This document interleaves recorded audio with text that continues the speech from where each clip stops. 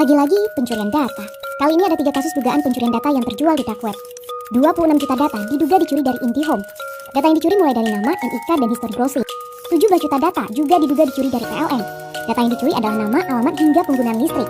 Dan ada 374 GB data diduga dicuri dari 21.700 perusahaan di Indonesia. Data yang dicuri mulai dari KTP dan NPWP komisaris dan direksi perusahaan, NPWP sampai KK pemegang saham. Serem? Jelas. Emangnya apa sih bahaya pencurian data? Pertama, datamu bisa buat daftar pinjol oleh oknum tidak bertanggung jawab. Kedua, uang di rekening diambil. Ketiga, email dan akun medsos dibajak. Berbeda dengan barang fisik yang bisa kamu teliti bentuk, warna, kekuatan, serta parameter fisik lain untuk melihat keasliannya. Untuk file digital, tidak demikian. File digital bisa dengan mudah dicopy, diedit, dimodif, lalu disebarkan ke publik tanpa bisa kamu ketahui asli tidaknya melalui tampilan fisik. Namun demikian ada cara mudah untuk memastikan keaslian file digital, termasuk file ISO Windows, yaitu melalui pengecekan hash dari file tersebut. Untuk melihat hash file dengan mudah, kamu bisa memanfaatkan tool gratis yang bernama Hashtab. Setelah kamu download dan install, maka akan ada tab baru di Properties konteks menu, klik kanan Properties dari File Explorer. Tab ini bernama File Hashes.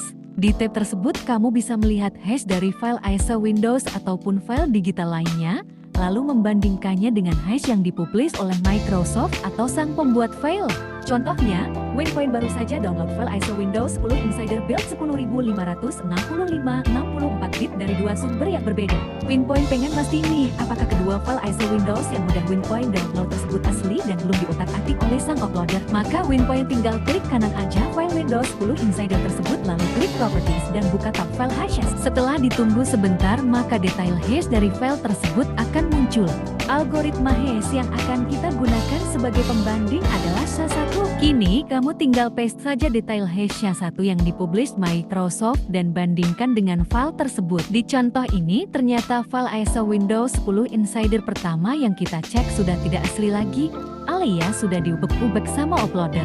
Ditandai dengan tanda silang merah X di tab tersebut. Hal yang sama juga kita lakukan di file kedua, dan ternyata file ISO Windows 10 kedua yang kita download memiliki file hash yang sama dengan yang disebutkan Microsoft. Artinya file ISO Windows 10 yang kedua ini asli dan belum diubek-ubek sama siapapun.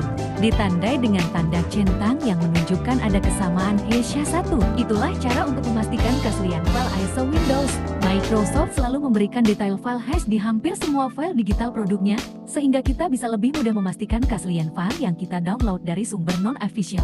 Cara ini bisa kamu gunakan untuk file digital lain, mulai dari installer software, dokumen, dan berbagai macam format file digital lainnya.